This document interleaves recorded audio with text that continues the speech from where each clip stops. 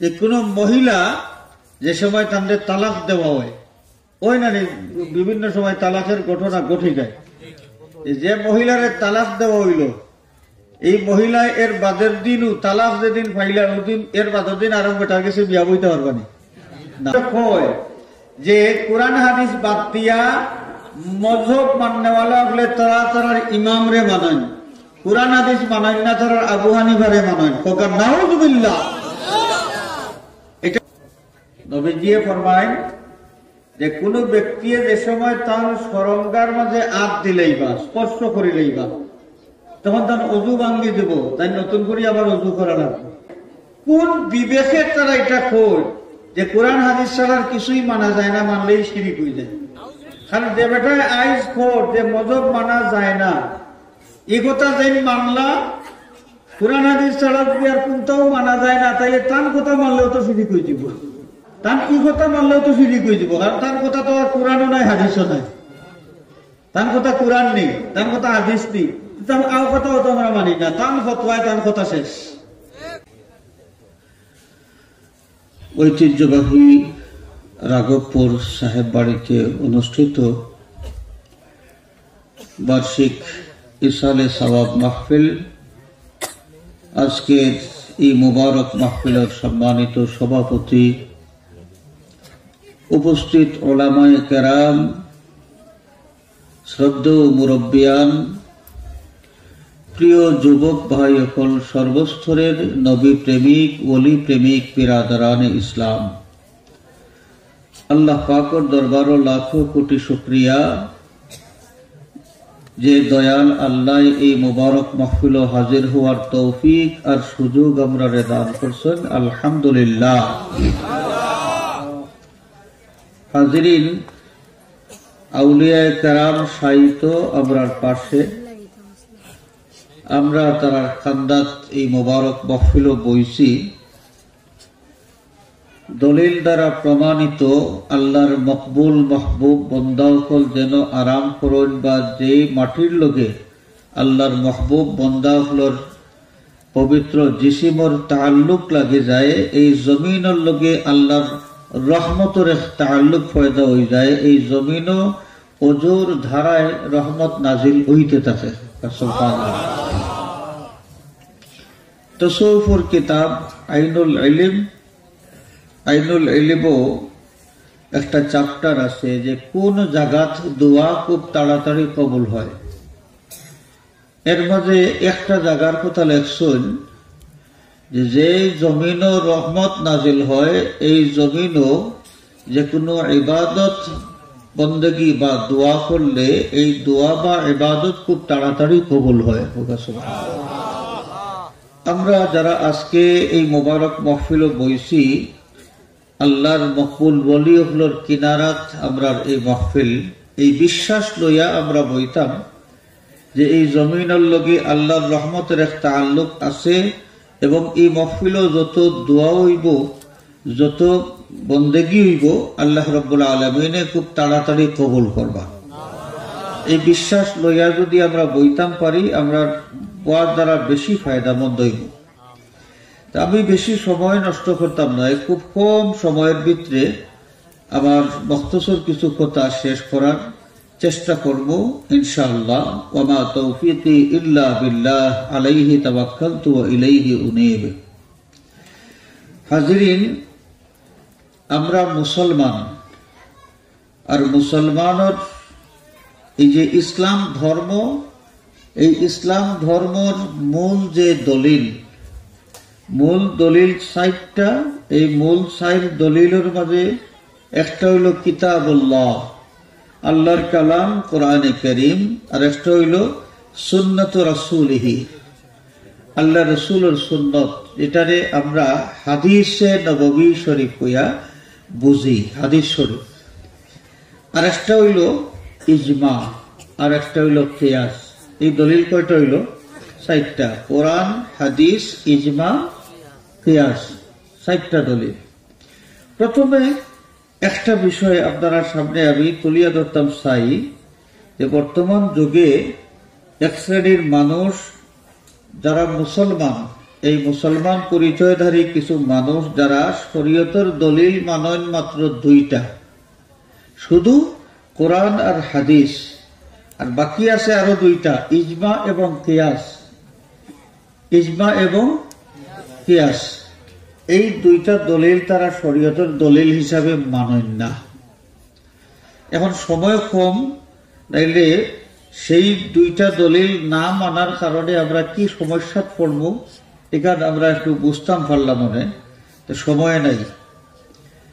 আমি আপনার খেদমত আরজ করতাম চাই, আমরা মুসলমান হল কোরআনে করিম এবং হাদিস শরীফ আমরা মানিয়া চলতাম, এর বাদে রইল ইজমা আর কিয়াস।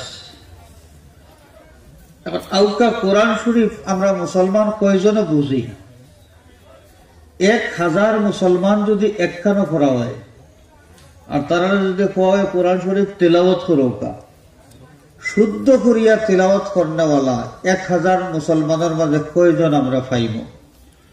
2 নম্বর, কোরআন শরীফের তর্জমা 1000 মানুষ এক মুসলমান একখানো করিয়া যদি আমরা তালাশ করি যে এরার মাঝে কোরআনে কারীমের তর্জমা কয়জনে জানেন, এর মাঝে সংখ্যা সীমিত হয়ে আইব।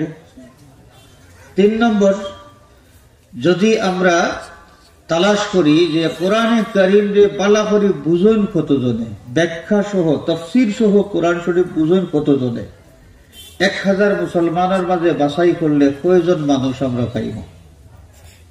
সংখ্যা কত কমিয়ে আইব না? এখন মনে করলাম আমরা যে 1000-এর মাঝে 10 জন মানুষ আছেন কোরআন শরীফের তাফসীর বুঝেন, 100 জন মানুষ আছেন কোরআন শরীফের তর্জমা বুঝেন, আর 500 জন মানুষ আমরা পাইলাম মনে করি যে কোরআন শরীফ সহি করে তিলাওয়াত করতে পারেন। আমি সংখ্যা বাড়াইয়া বলছি, যদিও সংখ্যা অতটা হইতো নাই বাস্তবে। বাকি রইলা কতজন? আরো 500, তার মানে অর্ধেক মুসলমান বাকি রইলা। বাকি অর্ধেক মুসলমানে আর কোরআন হাদিস এটা মানা লাগতো নাই না? লাগবো। তাইদের কিলা মানতা কিলা? কোরআন শরীফ তেলাওয়াত জানেন না, তর্জমা বুঝেন না, তাফসীর জানেন না, তাই কোরআন হাদিস মানিয়া চলতা কিলা? এটা একটা প্রশ্ন আছে না? এর জবাবটা কিতা আইব? বলে জানি নাতে মানি না, জানি নাতে মানি না। ওলা জবাব দিলে খাম আইব নি? খাম আইলো নে। আল্লাহরে আমরা কইতাম পারলাম মানে, আল্লাহ আমরা বাংলাদেশের মানুষ, তোমার কোরআনই গান তুমি আরবিতে নাজিল করছো বুঝি না। রসুলকে কইতাম পারলাম মানে যে আপনার হাদিসই গুণ আরবি, আমরা বাংলাদেশের মানুষ আরবি বুঝি না, আপনার আর কোরআন আর হাদিস ইতা মানি না। এলা যদি আমরা প্রশ্ন তুলি, তাহলে এই প্রশ্নের জবাবটাও আল্লাহ রাব্বুল আলামিনে কোরআন শরীফত দিয়া থইছে। আল্লাহ ফরমাইলা যে ফাসআলু আহলে যিকরি ইন কুনতুম লা তা'লামুন, তুমি যারা জানো না, যারা জানোই তারার কাছ থেকে জানিয়া তুমি আমল করো। তুমি যা জানো না, যারা জানোই তারার কাছ থেকে জানিয়া তুমি আমল করো। তাহলে তো কেউ না কেউর কাছ থেকে আমরা জানা লাগবো। আর জানরা মানুষের কাছ থেকে জানিয়া আমল করার লাগবো, যে এটার আরেকটা দলিল আছে কোরআন শরীফ। আল্লাহ রাব্বুল আলামিনে ফরমায়েন, ফালাউলা নাফারা মিন কুল্লি ফিরকাতিন মিনহুম তাইফাতুন লিয়াতাফাক্কাহু ফিদ-দীনি ওয়া লিয়ুনযিরু কওমাহুম ইযা রাজাউ ইলাইহিম লাআল্লাহুম ইয়াহযারুন। এক কওমের মানুষ সারা কোরআন হাদিস শিখাত যদি যাইন গে, তাহলে আলবাইটাকে জালবাইটাকে দোকানদারি করতাকে, এটা চলতো না। তো আল্লাহ তো মানুষ বানাইছেন, মানুষের জীবনের কিতা প্রয়োজন আছে না আছে এই আল্লাহ খুব ভালো করে জানেন। এই কারণে আল্লাহ রাব্বুল আলামিনে হুকুম দিছেন যে তুমি তাই সারা মানুষ কোরআন হাদিসের পণ্ডিত বনার দরকার নাই। এক গুরুর থাকি কিছু মানুষ 2-4 জন মানুষ তারা যাওকা, এক গ্রাম থাকি 2-4 জন মানুষ যাওকা, কোরআন হাদিসের গভীর জ্ঞান তারা হাসিল করুকা। এরা যে সময় কোরআন হাদিসের জ্ঞানী বনিয়া আইবা, আওয়ার বাদে যারা যাইতা পারলা না তারারে কোরআন হাদিসের বাণী টাইতেন শুনাইবা, বুঝাইলে পরে এই মানুষগুলায় কোরআন হাদিস অনুসারে আমল করার সহজ হইব। সিস্টেমটা খেয়ে দিয়া দিছেন আল্লাহ। কোন ফাঁকা দিয়ে আর একটা কথা কইলেই, মানুষরে ইসলাম হিকানি কোন জায়গা বার্তাকে পাবলিক রে ইসলাম হিকাইবার লাগে, তারারে বার্তাকে বার করিয়া লইয়া যাইতা কি না তারারে বাড়িতে রাখিয়া জাননেওয়ালা বলে তারারে জানাইতা। আল্লাহর সিস্টেম কোনটা? তারারে বাড়িতে রাখিয়া জানাইতা। যারা আল বাইরা বাউকা, জাল বাইরা বাউকা, যারা দোকানদারি কররা করৌকা, যারা মেস্তরিগিরি কররা করৌকা, আলিম সাহেব যেন আসেন তাই কোরআন হাদিসের ইলম হাসিল করিয়া এর বাদে তাই আউকা, যারা যাইতা পারলা না এরারে তাই জমাইয়া তাই যেটা জানছেন কোরআন হাদিসের ওটা জানাউকা, আর এরা জাননেওয়ালার কাছটা কি জানিয়া মানবা, জাননেওয়ালার কাছটা কি জানিয়া মানবা। হাজিরিনে কেরাম, এখন আরেকটা বিষয় যে জাননেওয়ালার কাছটা কি জানিয়া মানা, ওটার নাম হইল তাকলিদ। ওটার নাম কি? তাকলিদ। আপনি গ্রামের মানুষ, আপনার উজুর এক মাসলা, আপনি উজু করিয়া মসজিদে যাইতার অনা দিচ্ছেন, সিংলায় আপনার ফাও গাঁথি গেছে, রক্ত বার হইছে। এখন আপনার উজু রইল নি না রইল না, মসজিদের ইমাম সাহেবরে আপনি গিয়া জিকা করলা, ইমাম সাহেব আমার তো রক্ত বার হয়ে গেছে, এখন আবার উজু রইল নি না, আবার নতুন করে উজু করা লাগবো। ইমাম সাহেব আপনারে কইয়া দিবা, যদি রক্ত বাওয়া আরম্ভ হয় আপনার উজু শেষ, আপনার নতুন করে উজু করা লাগবো। ইমাম সাহেব দেখবা অথবা জিজ্ঞা করবা যে রক্ত কিতা বাওয়া আরম্ভ হয়েছে নি, আপনি কইলা জি হয় বাওয়া আরম্ভ হয়ে গেছে, রক্ত বাড়াইয়া আস্তে আস্তে বাইয়া পড়া আরম্ভ হয়েছে। ইমাম সাহেব কইলা যে আপনার উজু নষ্ট হয়ে গেছে, আপনি আবার উজু করে আউকা। আপনি যদি কোন ইমাম সাহেব দলিল দেউকা, আপনি যে কইলা মশলা আমার উজু নষ্ট হয়ে গেছে, দলিল দেউকা। ইমাম সাহেব যদি আপনারে দলিল দেন, হেদায়া কিতাবের এবারত কতখান পড়িয়া শুনাই, কোনো কামও লাগবো নি, আপনি বুঝবানি। সরে ওকায়া কিতাবের এবারত কতখান পড়িয়া যদি শুনাই, অথবা বুখারী শরীফের হাদিস এখান পড়িয়া শুনাই, কোনো দরকার আছে নি? কামর হুতাইন যদি শুনাইলো আপনার কামও লাগবো নি, এই দলিল তো গাইয়া লাভ আছে নি। আর ইমাম সাহেব এখান জানেন, এই বিশ্বাস আমরা আছে বলিয়াও ইমাম সাহেবরে আমি মশলা জিকা করছি, আমরা কিন্তু গড়ের বিবিরে জিকা করতাম পারলাম মানে বলেন যায়নি যে আমরা ইমাম সাহেবরে যে মশলা জিকা করলাম কোন বিশ্বাসে, বলে আমি যা জানতাম সাইয়ার ইমাম সাহেবের এই ব্যাপারে শরীয়ত সম্মত ফয়সালা তান জানা আছে, এর লাগে তাই দেখান কইয়া দিবা ইকান কোরআন হাদিস সম্মত হইব। এই বিশ্বাসে তান গেছটা কি জানিয়া মানা, জানিয়া আমল করা, দলিল না তুকানি, দলিল না তুকানি। ও এর নাম হইল মজহব মানা। এর নাম কি? তা মজহব মানা। তাহলে মজহব মানিয়া চলা বা তাকলিদ, তাকলিদ খারেক হয় যে কোনো ব্যক্তির কোনো বক্তব্য অথবা কোনো আমল দেখিয়া কোনো দলিল তালাশ না করিয়া তান খাম দেখিয়া অথবা বক্তব্য শুনিয়া এর অনুসরণ করা, এর উপরে আমল করা, এর নাম হইল তাকলিদ। এর নাম কি? তা তাকলিদ। এখন আপনারা খুব কাছে মোটামুটি এটা সাধারণ জ্ঞান যারা আছে আমরা বুঝতাম তো পারছি, তাকলিদ না করলে মুসলমান, আমরা মুসলমানই যে দায়িত্ব পালন করা সম্ভব নয়। তাকলিদ না করিয়া আমরা মুসলমানই দায়িত্ব পালন করা সম্ভব নয়। এখন আমরা মুসলমান ইজমা কিয়াস দূরই তুইলাম, এটা তাহক আলগা। দুইটা দলিল যেটা মূল কোরআন এবং হাদিস, এই কোরআন এবং হাদিস মানিয়া চলতে হইলে আমি কোরআন বুঝি না, তাইলে কিতা বলে বুঝনেওয়ালার কাছ থেকে আমি বুঝিয়া আমল করতাম। আমি হাদিস শরীফ বুঝি না, বুঝনেওয়ালার কাছ থেকে বুঝিয়া আমল করতাম। এর নাম হইল তাকলিদ। এর নাম তাকলিদ বা মাযহাব মানিয়া চলা। এই মাযহাব মানিয়া চলা যে জরুরি, কতখান জরুরি, কোন মানুষ যদি টাইটেল ফাঁস করিয়াও তখন দাওরাই হাদিস ফাঁস করিয়াও তখন কোরআন হাদিসের গভীর জ্ঞান আছে, গভীর জ্ঞান তার মাঝে না থাকতে পারে, আর জটিল কিছু বিষয় আছে, কোরআন হাদিসের গভীর জ্ঞান না থাকলে এই জটিল বিষয়ের সমাধান খুঁজিয়া পাওয়া যায় না। আমি একটা উদাহরণ দেই, যে কোনো মহিলা যে সময় তাদের তালাক দেওয়া হয়, ওই না বিভিন্ন সময় তালাকের ঘটনা ঘটে যায়। যে মহিলারে তালাক দেওয়া হইল, এই মহিলা এর বাদের দিনও তালাক যেদিন পাইলা ওই দিন এর বাদের দিন আরম্ভ বেটার কাছে বিয়া বইতে পারবানি না, না, মাঝখানে কিছু সময় তার অপেক্ষা করতে হইব। কেন অপেক্ষা করতে হইব? তার এই অপেক্ষা করার নাম হইল ইদ্যত পালন। এটার নাম কিতা? ইদ্যত পালন। এই ইদ্যত পালন করার দরকার কিতার লাগে?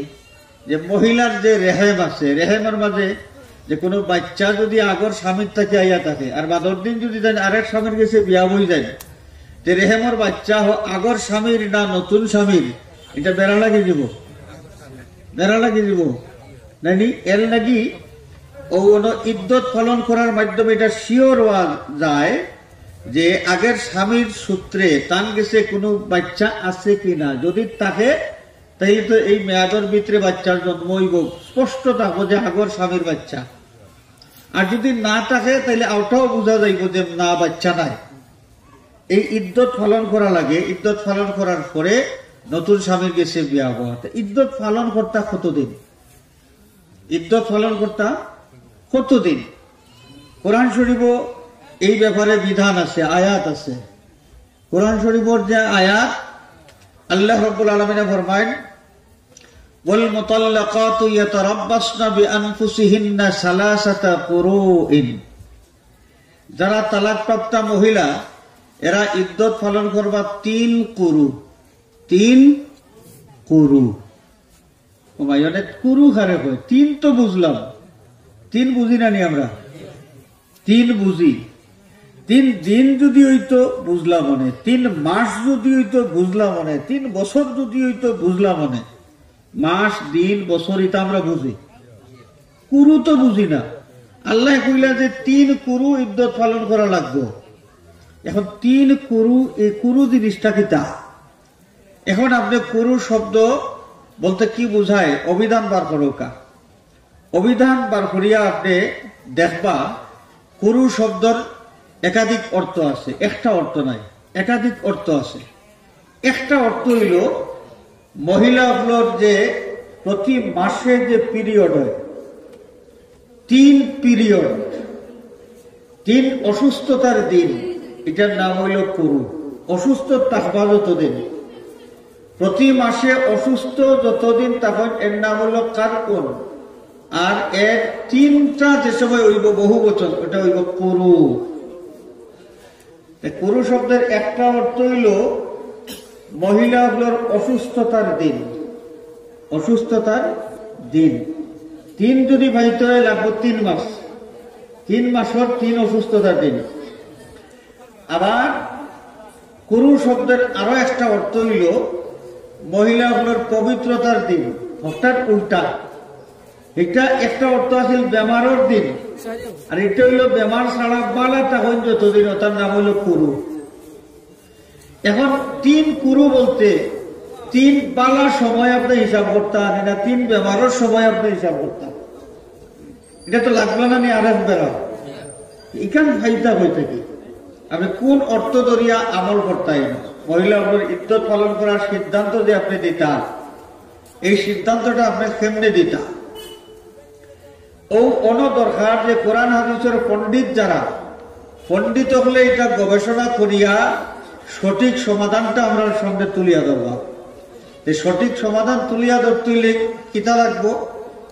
ও তাই ইস্তেহাল করবা, গবেষণা করিয়া দেখবা যে কুরু শব্দের যে 2 অর্থ আমরা পাইলাম, এই 2 অর্থের মাঝে কোন অর্থটা এখানে গ্রহণ করা উপযুক্ত, এটা তাই গবেষণা করিয়া খুঁজিয়া বাহির করবা। হাজিরিনে কেরাম, তো ইমামে আজম আবু হানিফা রহমতুল্লাহ গবেষণা করছেন। গবেষণা করিয়া তাই যেটা তুলিয়া ধরছেন যে আল্লাহ কইছেন 3, কুরুর লগে সংখ্যা কত উল্লেখ করছেন? 3। এই 3 ইগু এটা তো আমরা বুঝি। 3 এটা 3.5 কম আর 2.5 বেশি, 3.5 কম আর 2.5 বেশি, 3.25 কম আর 3.25 বেশি। 3 এগুলো স্পষ্ট একটা বিষয়, তাই না? আচ্ছা, এই 3 যদি পাইতে হয় তাহলে বেমারের যে টাইম আছে, প্রত্যেক মাসের বেমারের টাইম যদি আমরা কুরু শব্দের অর্থ বেমারের টাইম যদি ধরি তাহলে 3 পাওয়া সহজ।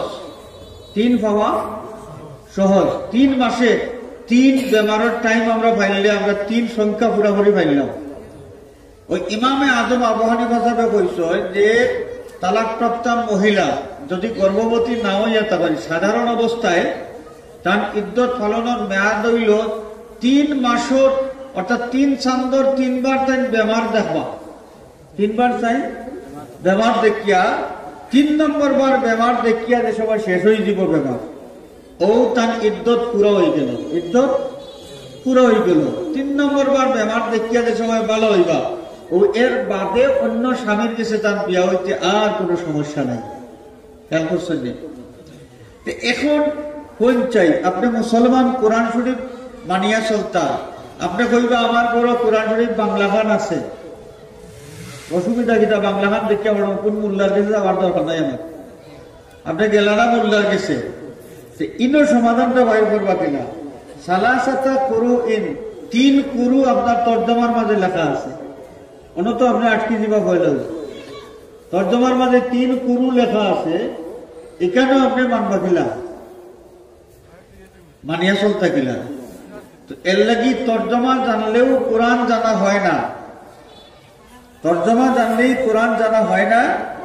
কোরআন শরীফ বুঝতে হইলে পরিপূর্ণরূপে 15 প্রকারের বিদ্যা হাসিল করা লাগে। 15 প্রকারের বিদ্যা পরিপূর্ণরূপে হাসিল করলে তারপরে কোরআন শরীফ বোঝা যায়। আপনি কোরআনের তর্জমা লইয়াও বই রয়েছেন, আর বাকি বাদ বাকি দুনিয়ার হত্যা রইল যে, এর লাগি কারোর না কারোরে মানিয়া চলা লাগে।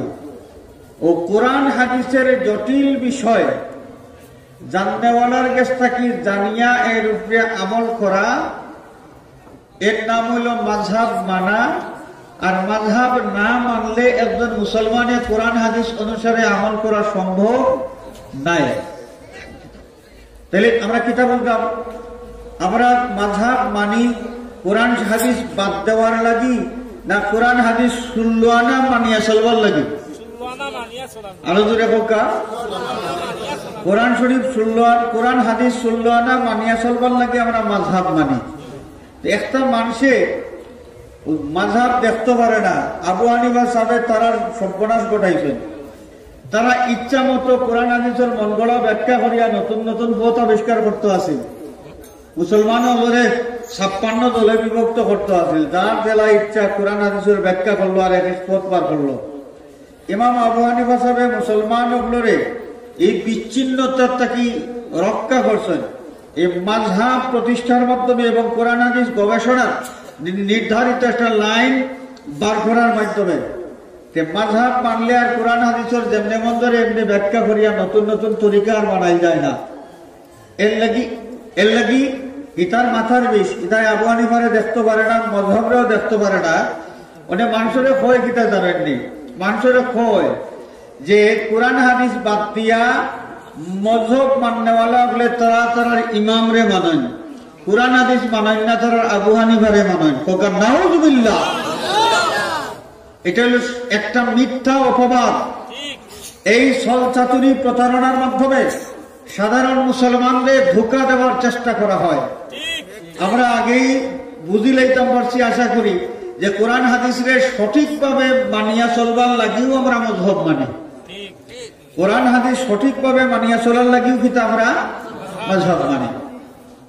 এখন যারা কইন আমরা আবু হানিফা বুঝি না, মযহাব মানি না, আমরা হাদিস আছে, আমরা হাদিসে আমরা সপ্তাহ হইয়া দেব। এখন কয়টা হাদিস আপনার সামনে আমি শুনাই, আপনারা দেখবা যে কোরআন মাযহাব ছাড়িয়া শুধু শুধু হাদিস দিয়া মুসলমান আমরা চলতাম পারবনি না, পারতাম না, চলা সম্ভব নি না সম্ভব নাই। আপনারা একটু চিন্তা করিয়া দেখেন জানি। দেখো রাসূলুল্লাহ সাল্লাল্লাহু আলাইহি ওয়াসাল্লামের একখানা হাদিস, আল্লাহর হাবিবের হাদিস। হুজুর পাক সাল্লাল্লাহু আলাইহি ওয়াসাল্লামে ফরমায় যে ইজা মাসসা আহাদুকুম যাকারাহু ফালইয়াতাওয়াদ্দা। রাসূলুল্লাহর এক হাদিস আমি শুনাইলাম। এই হাদিস শরীফ মুয়াত্তা মালিক, মুসনাদে আহমদ, আবু দাউদ শরীফ, তারপরে নাসাই শরীফ, ইবনে মাজাহ শরীফ, বহু হাদিস শরীফের কিতাব আছে। রাসূলুল্লাহর হাদিস আমরা বলছি ইজা মাসসা আহাদুকুম যাকারাহু ফালইয়াতাওয়াদ্দা। নবীজি ফরমায় যে কোন ব্যক্তি যে সময় তার সরঙ্গার মাঝে হাত দিলেই বা স্পর্শ করিলেই বা তখন তার অজু ভাঙ্গি দিব, তাই নতুন করে আবার অজু করা লাগবে। অজু আছে একজন মানুষের, এর বাদে তাই নামাজ পড়তা, নামাজ পড়বার আগে তাই যদি তার সরঙ্গার মাঝে হাত লাগাইবে তাইলে তার অজু তাহবনি না, অজু ভাঙ্গি দিব। রাসূলুল্লাহর এই হাদিস যেটা আমরা শুনলাম, এই হাদিস শরীফে প্রমাণ করে যে রাসূলুল্লাহ হুকুম দিরা তাই না আবার উজু করতা, তার মানে আগর অজুয়ে তান চলতো নাই, আগের অজুয়ে চলতো নাই, মানে আগর অজু ভাঙ্গি গেছে, এখন নতুন করে উজু করা লাগবে। আরেকটা হাদিস আপনারা আমি শুনাই, যে হাদিস শরীফ সুনানে আবু দাউদ শরীফও আছে, নাসাই শরীফও আছে, ইবনে মাজাহ শরীফের মাঝেও আছে। হযরতে তালক বিন আলী রাদিয়াল্লাহু তাআলা আনহু থেকে বর্ণিত, তাই কইন যে সুইলা রাসূলুল্লাহ সাল্লাল্লাহু আলাইহি ওয়াসাল্লাম আন মাসসির রাজুলি যাকারাহু বাদামা ইয়াতাওয়াদ্দা ক্বালা ওয়া হাল হুয়া ইল্লা বুদআতাম মিন আও কামা ক্বালা আলাইহিস সালাম। হুজুর পাক সাল্লাল্লাহু আলাইহি ওয়াসাল্লাম রে এক ব্যক্তি প্রশ্ন করলা, ইয়া রাসূলুল্লাহ, কোন ব্যক্তি উযু করছে, উযু করার বাদে তার সরঙ্গার মাঝে তার হাত লাগাই দিছে, সরঙ্গারে তাই স্পর্শ করে লইছে, এখন কিতা তানি অজু তাহবনি না নতুন করে উজু করা লাগবো? হুজুরে পাক সাল্লাল্লাহু আলাইহি ওয়াসাল্লাম ফরমায় যে তার সরঙ্গা একান্ত তার শরীরেরও একটা অংশ, তার মানে হাত দিয়া পেট ছইলে উজু যায় না, মুখ ছইলে উজু যায় না, কারণ এটা শরীরের অংশ। সরঙ্গা আফানো তো শরীরের অংশ, সরঙ্গার মাঝে হাত লাগাইলে অজু নষ্ট কেনে হইতো, এটা তো তার শরীরেরও একটা অংশ। রাসূলুল্লাহ সাল্লাল্লাহু আলাইহি ওয়াসাল্লামের এই হাদিস শরীফটা কি কিতাব বোঝা যায় যে উজু করার বাদে সরঙ্গা ছইলে উজু নষ্ট হইতো নাই, এই হাদিসে বোঝা যায় উজু নষ্ট হইতো নাই। আগের হাদিসে কিতাব আইলাম ফালিয়াতাওয়াদ্দা, উজু করা লাগবো, এই হাদিসও আল্লাহ রাসূলে কইরা কেনে উজু করা লাগতো, উজু তো তার উজু আছেও, সইসইন তার সরঙ্গা এখান তো তার শরীরেরও অংশ, শরীরের অন্য অংশ ছইলে গেলে অজু যায় না, তার সরঙ্গা ছইলে অজু যাইতো নাই। দেখি হাদিস শরীফ দ্বারা কোন যে হাদিস মানি, হাদিস ছাড়া আর কোনটা মানি না, এই দুইটা হাদিস এবং দুইটা হাদিসের সনদ সহি, এটা মওযু আর জাল গুইয়া যে উড়াইয়া ফলাই দিতা, এটার কোনো সুযোগ নাই। সহি সনদের হাদিস দুইটা, এখন আমল করৌকা কিলা করতা, দুইটা একলগে আমল করা যায়, মানে বিপরীত ধর্মী যে কোনো দুই জিনিস একলগে আমল করা যায় না, একটা ধরতেইব আর একটা ছাড়তেইব। কোন হাদিসটাই ধরতা আর কোনটা ছাড়তা দেখো কাছে, দেখি কোনটা ধরতা আর কোনটা ছাড়তা। মোটামুটি এই বিষয়টা হাদিস শরীফের মাঝে আছে, কিন্তু জটিল আছে, কিন্তু কি জটিল। এই জটিল বিষয়ের সমাধান এগুলো আমরা জানাইয়া দিবা খেয়ে বলে হাদিস শরীফ সম্পর্কে পণ্ডিত যারা, তারা আমরা জানাইয়া দিবা, বুঝাইয়া দিবা যে কোন মানুষের তার তার সরঙ্গা স্পর্শ করা তার অবস্থা আছে, হয়তো তাই খাওয়া হিসাবে নফসানির সাথে স্পর্শ করতে পারেন, অথবা স্বাভাবিকভাবে স্পর্শ করতে পারেন। কিভাবে স্পর্শ করলে হুকুম কিলা হইব এবং এখানে কোন হাদিস দলিল হিসাবে প্রযোজ্য, এটা হাদিসের পণ্ডিত যারা তারা বুঝবা। এর লাগি ওই তারা যারা ও এরা বলা শরীয়তের ইমাম, তারা যারা এরাও কিতা শরীয়তের ইমাম, আর তারা মানিয়া চলা এর নাম হইল মযহব মানা। মযহব মানা দরকার আছে নি না, মযহব ছাড়িয়া খালি হাদিস দিয়েও চলবো আমরা। আরো নাই, আরো একটা উদাহরণ দেই। হুজুরে পাক সাল্লাল্লাহু আলাইহি ওয়াসাল্লাম ফরমায় যে মুসলিম শরীফের হাদিস। عن أبي هريرة رضي الله تعالى عنه قال قال رسول الله صلى الله عليه وسلم توضؤوا مما مست النار। আল্লাহ নবী ফরমায় যেটা আগুন দিয়ে রান্না হয় তুমি তার ইটা খাইলে উযু করো। আগুন দিয়ে যেটা রান্না হয় ইটা খাইলে তুমি তার উযু করো। উযু করা লাগবে দেখামো বোঝা যায় আগে উযু থাকলে হি উযু নষ্ট হয়ে যায়। আগে উযু থাকলে হি উযু নষ্ট হয়ে যায়। আপনি উযু করছেন, উযু করার বাদে সেও আপনারে চা এক কাপ বানিয়ে দিলা, চা তো আগুন দিয়ে বানাইলেন, আনাইলে নাস্তাও দিলা আপনারা বানাইয়া জানি। তা আপনি এটা যদি উযু করার বাদে নাস্তা খাইন, যদি চা খাইন, যদি যেটারে আগুনে স্পর্শ করছে অর্থাৎ আগুন দিয়া পাকাই নিচ্ছে যেটা, এটা খাওয়ার বাদে আপনি নামাজ পড়তা আগর উযু আপনার রয়েছে নি এই আগুন দিয়ে ভাগানি জিনিস খাওয়ার বাদে। রাসূলুল্লাহর এই হাদিসে প্রমাণ করে তাওয়াদ্দাউ মিম্মা মাসাতিন নার, আগুনে যেটা স্পর্শ করে এটা খাইয়া তোমরা উযু করো। এই হাদিস শরীফ দ্বারা প্রমাণ যে আগর উযু নষ্ট হয়ে যায়। আগর উযু কি হয়ে যায়?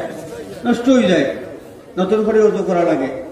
আরেকটা হাদিস শরীফ উনকা মুসনাদে আহমদের হাদিস সহিহ সনদ, হযরতে উম্মে সালামা রাদিয়াল্লাহু তাআলা আনহা থেকে বর্ণিত, তাই কই যে কাররাবতু ইলান নবী সাল্লাল্লাহু আলাইহি ওয়াসাল্লাম জানবান মাশউইয়ান ফাআকালা মিনহু সুম্মা কামা ইলা সালাতি ওয়া লাম ইয়াতাওয়াদ্দা। হযরতে উম্মে সালামা রাদিয়াল্লাহু তাআলা আনহা ফরমায় যে হুজুর পাক সাল্লাল্লাহু আলাইহি ওয়াসাল্লাম আমার ঘরে তশরিফ আনলা, তশরিফ আনার বাদে আমি ছাগলের সামনের খাও আল্লাহ রসুলে খাইতে বড় পছন্দ করতাম। ওখান এখন বুনা আছিল, ও বুনা ওখান রাসূলুল্লাহর সামনে দিলাম। আল্লাহর হাবিবর সামনে দেওয়ার বাদে হুজুরে পাক সময় ও বুনা গোস্ত থাকি কিছু খাইলা, খাইয়া তার বাদে নমাজও গেলা গিয়া কোনো উযু করলা না। তার মানে কি তা আল্লাহ রসুলে উযু করিয়া নমাজের অনা দিসলা, মাঝখানো বুনা গোস্ত খাইলা, যে গোস্ত আগুন দিয়া পাকাই লইছে, আর এর বাদে উযু না করিয়াও আল্লাহ রসুল নমাজও গেলাগি। তার মানে আগুনের স্পর্শ করা জিনিস খাইলে উযু ভঙ্গ হয় না, এই হাদিসে ওটা বুঝায়। রাসূলুল্লাহর হাদিস দুইটা পাইলাম আমরা। একটাই প্রমাণ করে আগুনের রান্দা কুন্দা খাইলে উযু ভঙ্গ হয়ে যায়, নতুন করে উযু করা লাগে। আরেক হাদিসটাকে পাইলাম আল্লাহ রসুলে নিজে আমল করছেন, যে আগুনের পাখানোর জিনিস খাইছেন আল্লাহ রসুলে, উযু না করিয়া আগর উযু লইয়া রাসূলুল্লাহ নমাজও গেছেন গিয়ে। এখন এই হাদিস আপনার ঘরও আছে, মুসনাদে আহমদ বাংলা অনুবাদ আছে, মুসলিম শরীফ বাংলা অনুবাদ আপনার ঘরও আছে। আপনি অনুবাদ পড়িয়া এখানে সমাধান খুঁজিয়া পাইবানি। এই সমাধান পাইতে হলে কুই যাওয়া লাগবো, বলে যাওয়া লাগবো হাদিস দ্বারা পালা করে বুঝেন তারার গেছে গেলে আমরা পাইমু কিতা বলে এই না পাইমু ও কথা যে হুজুরে পাক সাল্লাল্লাহু আলাইহি ওয়াসাল্লাম কইছেন উযু করো, এটা জরুরি হিসাবে নাই, করলে বালা মুস্তাহাব, করলে বালা মুস্তাহাব। আপনি কোনটা খাইছেন, উযু আছে কোনটা খাইছেন, খাওয়ার বাদে আপনি নামাজ পড়ার চাইছেন, যদি সম্ভব হয় আপনি উযু করিলেও আবার বলা করে এটা মুস্তাহাব হইব। এখান তো আপনার তর্জমার মধ্যে লেখা নাই, তর্জমা করলে তো আপনি আমি বেদিশা করি দেব, উযু করতাম না করতাম না, 2 লেখার 2 হাদিস আমি যাইতাম কেমনি দিই, ও যাইতাম কেমনি দিই, যাওয়া লাগবো তারার গেছে। যারা হাদিসের পণ্ডিত, হাদিস শরীফ খুব ভালো করে বুঝেন, ও তারার গেছে গেলে তারা যেটা খুঁয়া দিবা এই অনুসারে আমরা আমল করব। আর ওটার নাম হইল তারার কথায় আমল করা, এর নাম হইল তাকলিদ, এর নাম হইল মযহব মানা। এবং তারা যেটা কই এটা তারা মন গড়া কই না, কোরআন হাদিসটাকে কই, কোরআন হাদিসটাকে কই। যেটা কঠিন আছে গবেষণা করিয়া তারা ওটারে সুজা করিয়া আমরা সামনে উপস্থাপন করেন, বস সহজ ভাবে আমরা কোরআন হাদিস মানিয়া চলতাম পারি। মযহব মানার দরকার আসেনি না নাই, কিতাব আছে। আরো হাদিস নৌকা পেশাব করা, খাড়াইয়া পেশাব করেননি না বইয়া করেন। এনে আমি যদি বুখারী শরীফের হাদিস দিয়া দলিল দেই খাড়াইয়া পেশাব করা যায়, আপনারা মানতে নাইনি? বুখারী শরীফও পেশাব করার নিয়ম পদ্ধতির হাদিস যা আছে, বইয়া পেশাব করার হাদিস একটাও নেই। বুখারী শরীফের মধ্যে পেশাব করার পদ্ধতির যত হাদিস আছে, বইয়া পেশাব করার হাদিস একটাও নাই। আছে খাড়াইয়া পেশাব করার হাদিস। আমি এখন খাড়াইয়া পেশাব করার হাদিস নাই। দেখো কা বুখারী শরীফ এবং মুসলিম শরীফ দুইও কিতাব আছে। হযরত হুযায়ফা রাদিয়াল্লাহু তাআলা আনহু থেকে বর্ণিত তাই কইরা আতান নবী সাল্লাল্লাহু আলাইহি ওয়াসাল্লাম সুবাতাতা কওমিন ফাবালা কাইমান। এক আল্লাহর হাবিব এক কওম একটা গোত্রের মানুষ এক জায়গায় ময়লা হইলা ফলাইতো, ময়লা ফলাইবার জায়গা আল্লাহর হাবিব ও জায়গায় তসবিহ বানতো। তসবিহ বানিয়া কাজায় হাজাত আল্লাহর নবী পেশাব ফরমাইতা।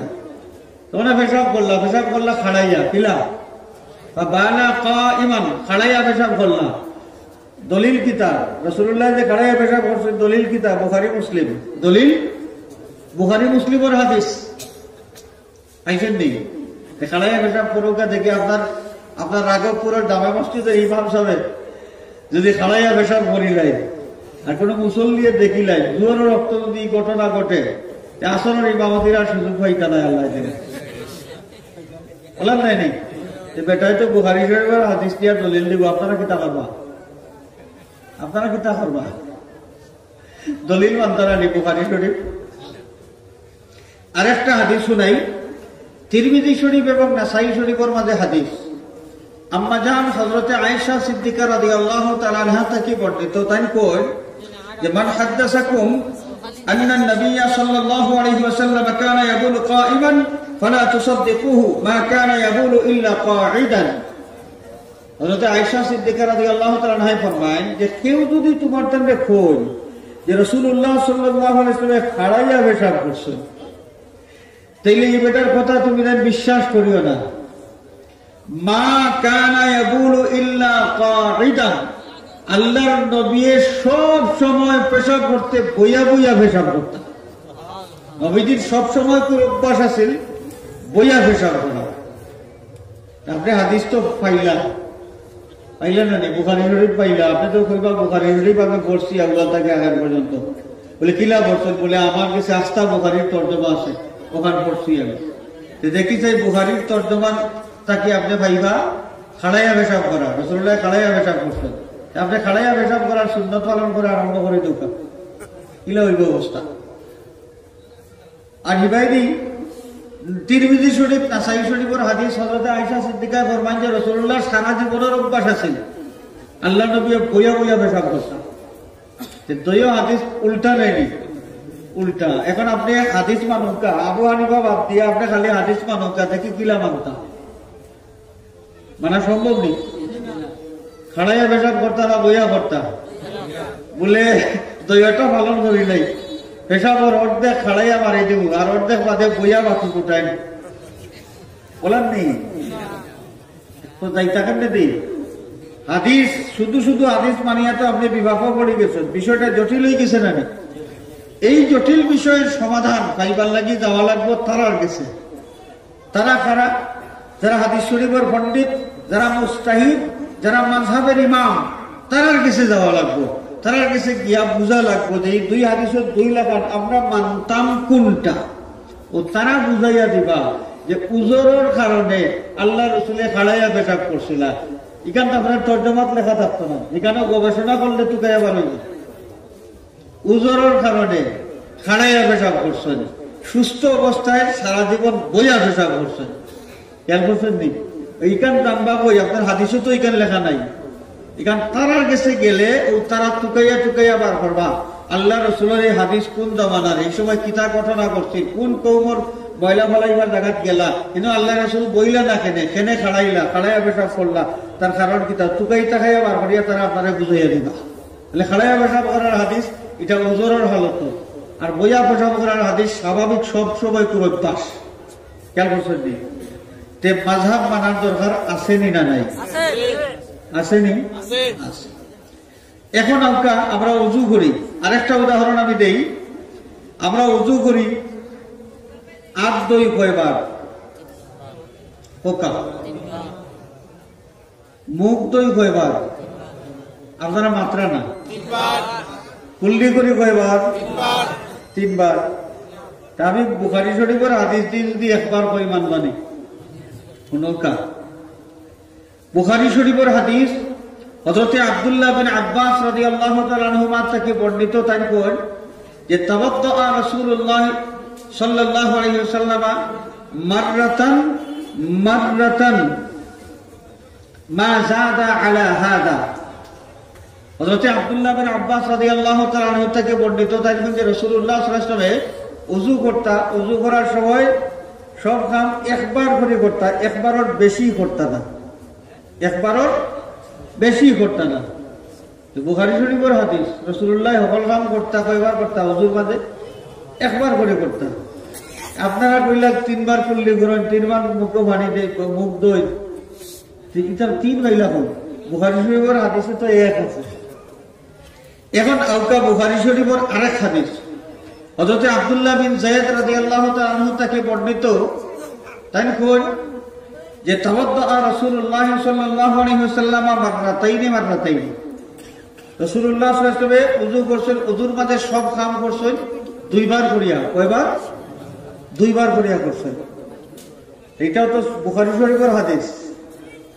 পয়লা এক riwayate পাইলাম আল্লাহ রাসূলের ওযুর মাঝে সব কাম একবার করছেন। বুখারী শরীফের আরেক হাদিসও পাইলাম আল্লাহ রাসূলের সব কাম কয়বার করছেন? দুইবার করছেন। এখন আপনার আরেক হাদিস হযরত ইমাম মুসলিম রাহমাতুল্লাহি আলাইহি তার riwayat করছে, মুসলিম শরীফে উল্লেখ আছে। মুসলিম শরীফের হাদিস হযরত উসমান বিন আফফান রাদিয়াল্লাহু তাআলা থেকে বর্ণিত যে আগর আমলো বাজারের বারে খালি জায়গা থাকত, আমরা আরো কিছু জায়গা থাকে না বিটাল লাগান দান কাটিয়ে উঠে মানুষের তুইতা বা বার দুই করবার লাগে।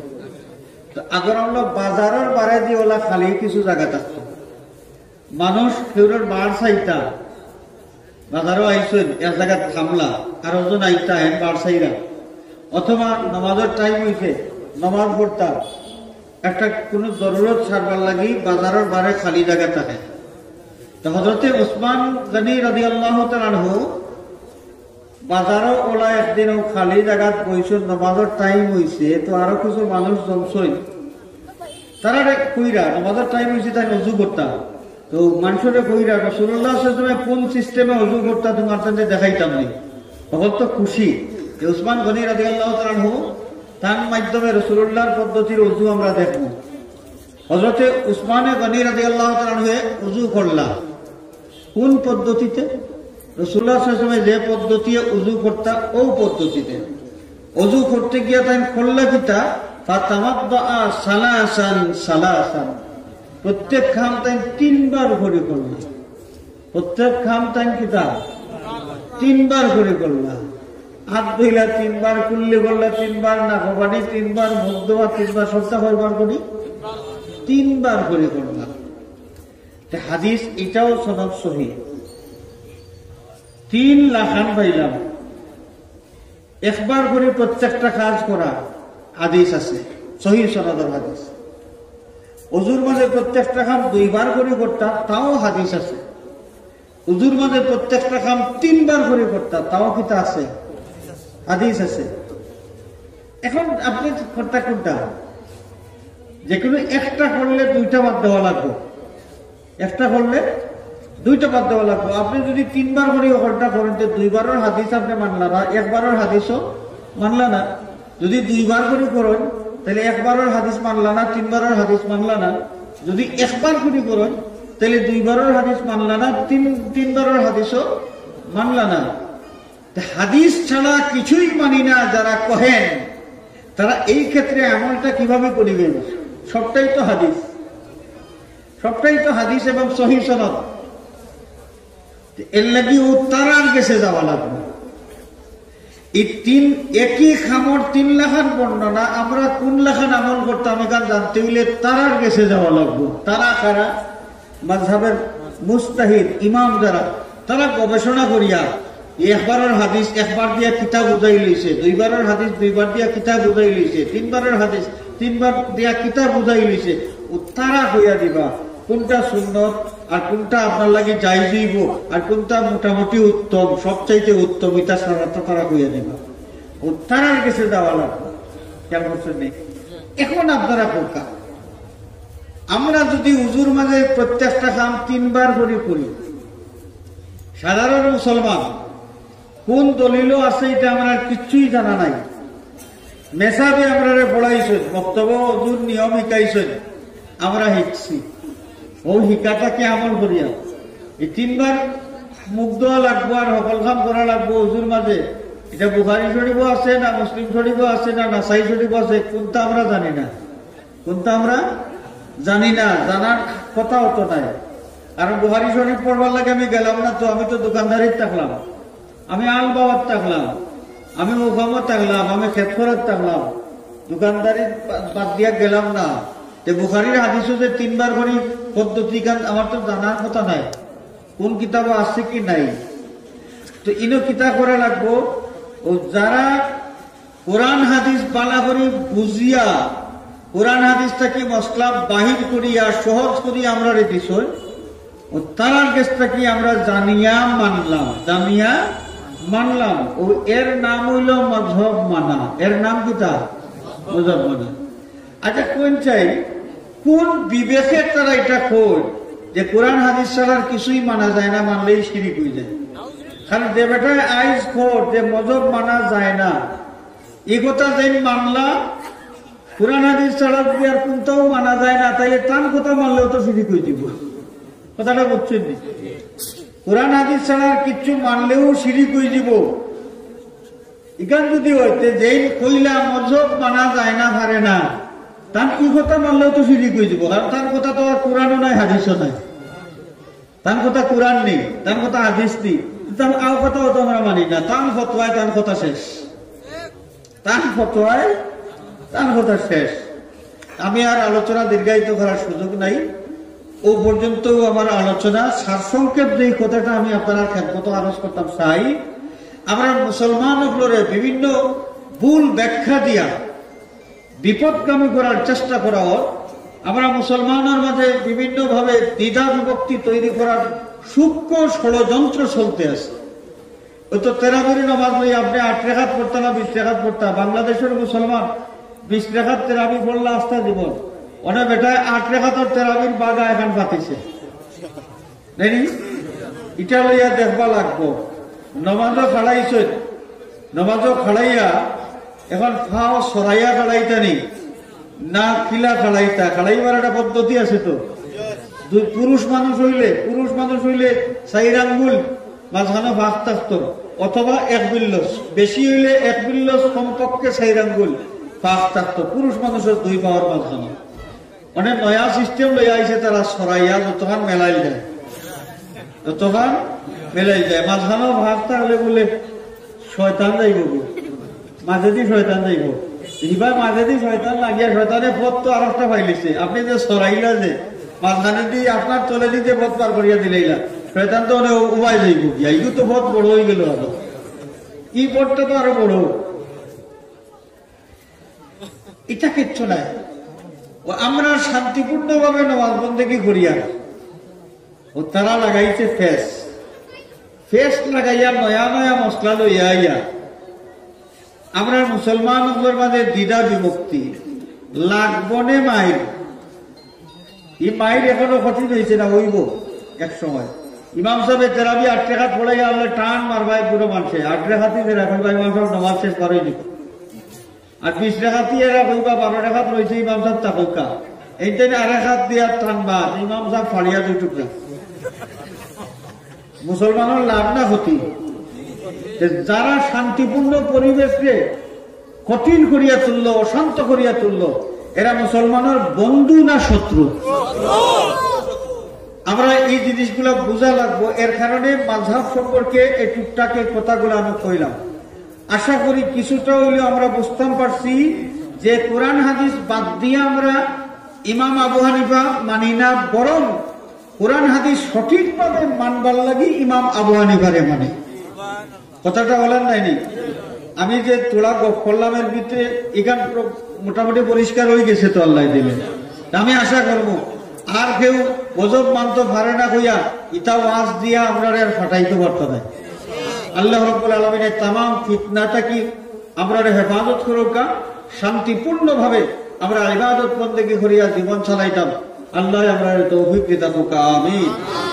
ওয়া আখিরু দাওয়ানা আনিল হামদুলিল্লাহি রাব্বিল আলামিন। সাল্লাল্লাহু আলা সাইয়্যিদিনা ওয়া মাওলানা মুহাম্মদ ওয়া আলা আলিহি ওয়া আসহাবিহি ওয়া সাল্লাম। সাল্লাল্লাহু আলা সাইয়্যিদিনা ওয়া মাওলানা মুহাম্মদ ওয়া আলা আলিহি ওয়া আসহাবিহি ওয়া সাল্লাম। সাল্লাল্লাহু আলা সাইয়্যিদিনা ওয়া মাওলানা মুহাম্মদ ওয়া আলা আলিহি ওয়া আসহাবিহি ওয়া সাল্লাম। আল্লাহুম্মা আমিন। আলহামদুলিল্লাহি রাব্বিল আলামিন।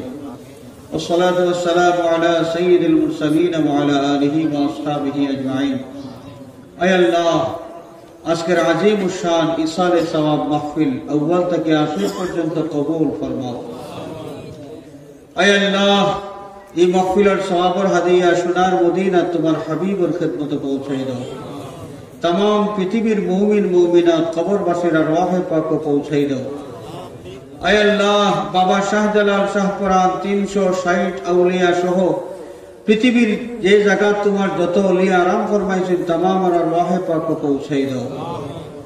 আয় আল্লাহ, খাস করে তোমার মকবুল ওলি হযরত রাঘবপুরী সাহেব রহমাতুল্লাহ আলাইহি, হযরত শ্রীকুনি সাহেব রহমাতুল্লাহ আলাইহি, রামপুরি সাহেব রহমাতুল্লাহ আলাইহি, আল্লামা ফুলতলি সাহেব রহমাতুল্লাহ আলাইহি, तमाम আউলিয়া কেরামের রূহে পাক পৌঁছাই দাও।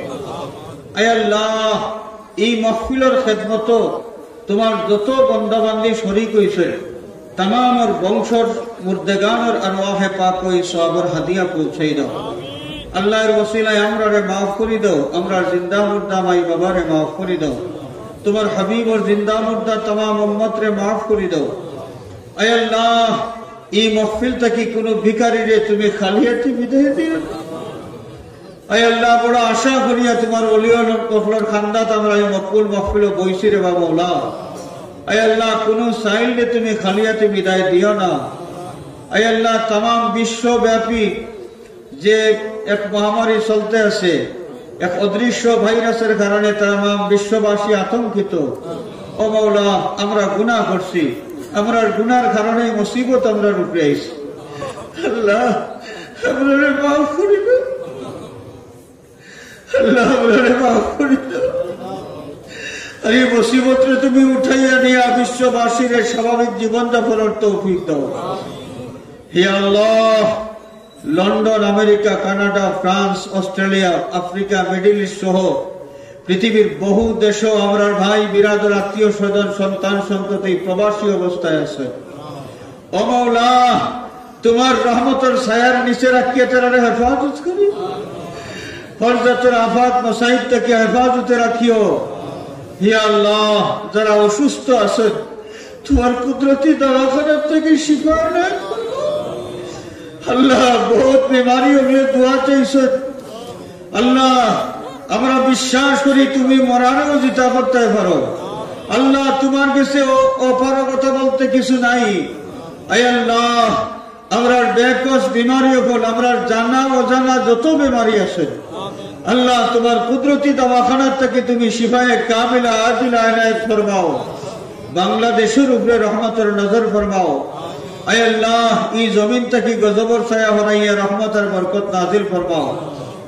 হে আল্লাহ, এই বাড়িখান্ডে ইলমে শরীয়ত ইলমে তরিকতের মারকাজ হিসেবে তুমি হামেশা বাকি রাখিও। তুমি দিন বদিন তরক্কি ইনায়াত ফরমাও। আয় আল্লাহ, আউলিয়া কেরামে যে আওলাদ হল দুনিয়াত হইয়া গেছেন তারা দিন দুনিয়ার কামিয়াবি ইনায়াত ফরমাও। আল্লাহ, মানুষের খিদমতের সালাহিয়তের আলা দরজা তারা ইনায়াত ফরমাও। ইয়া আল্লাহ, যত খিদমত হইয়া গেছেন আয় আল্লাহ, तमाम खिदमत रे तरक्कीर साथे कियामत तक बाकी रखो। सल्लल्लाहु अला सय्यिदिना व मौलाना मुहम्मद व आलिहि व अस्हाबिहि अजमाइन वल्हम्दुलिल्लाहि रब्बिल आलमीन। आमीन। अस्सलामु अलैकुम।